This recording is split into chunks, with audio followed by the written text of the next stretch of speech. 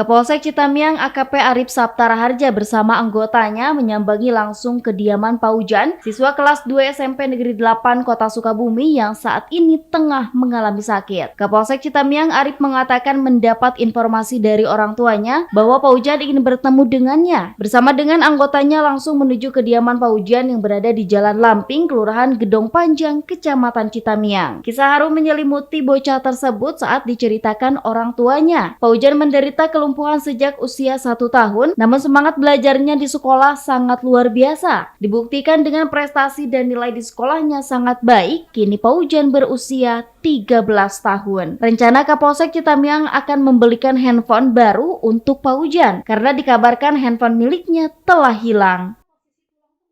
Baik, saya tadi pagi ada bakti sosial kepada siswa SMP 8 yang alamatnya di Lamping. Dek Paujan ini menelpon saya mau ketemu dengan Kapolsek.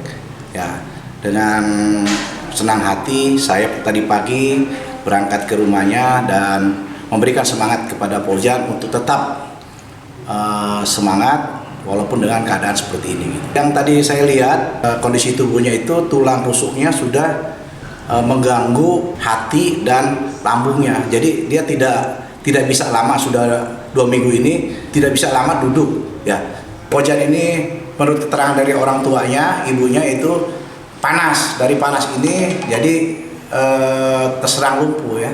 Oke, berarti saat ini lumpuh. Lumpuh ya.